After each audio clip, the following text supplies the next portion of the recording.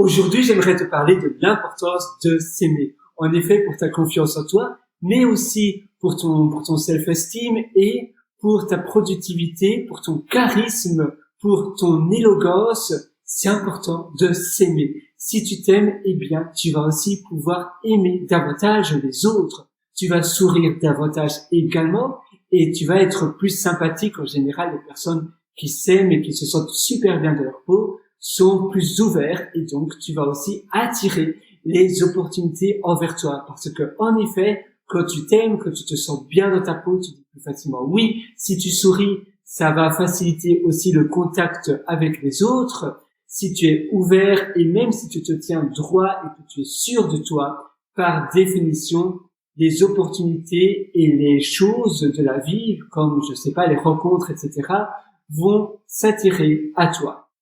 Un peu comme des magnets, finalement. C'est amusant, mais ça aide vraiment. Et pour le moral, pour la positivité, si tu t'aimes, eh bien, tu seras davantage positif et tu ne seras plus négatif.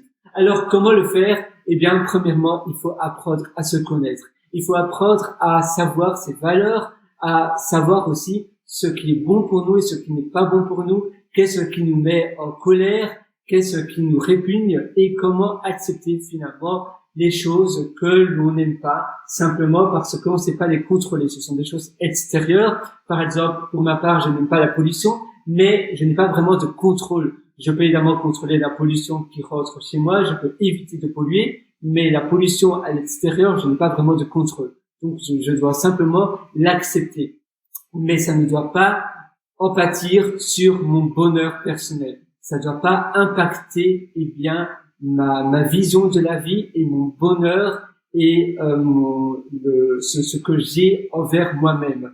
Par exemple, je sais pas, si tu détestes les personnes qui ont des chic gants, eh bien, tu vas peut-être avoir un dédain envers ces personnes-là. Mais peut-être que ces personnes-là sont très bien, sont très sympathiques. Donc, comment accepter cela? Simplement en te disant, bah voilà, ce n'est pas fait pour moi, je me connais, mais ces personnes-là, si elles aiment bien, eh bien, tant mieux. Elles aiment bien avoir des chewing-gums et pourquoi pas, c'est comme cela.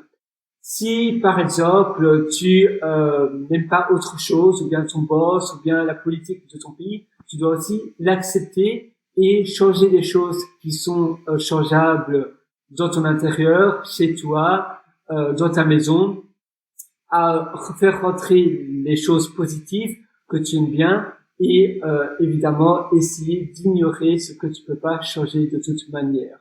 Il y a mille et une manières finalement d'améliorer son quotidien et cette première manière-là, ça va améliorer ton bonheur, l'appréhension que tu as envers toi-même. Il faut aussi accepter ses défauts.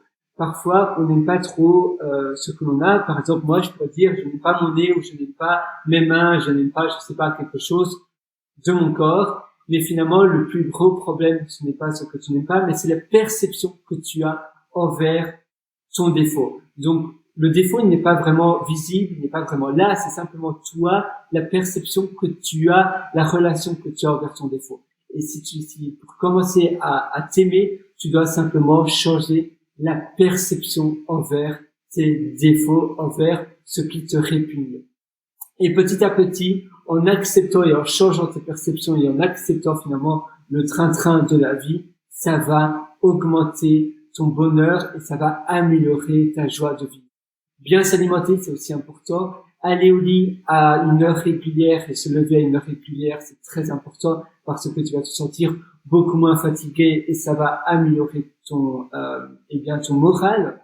Et enfin, avoir une hygiène de vie et se respecter, toujours finalement avoir la même hygiène de vie comme si tu vivais avec d'autres personnes ou seul. Même si tu habites seul, c'est bien de toujours faire la vaisselle, de manger sur une belle assiette avec une table bien dressée, finalement de prendre soin de soi, ne pas avoir des habits tachés et finalement se traiter comme un invité de marque, j'ai envie de dire.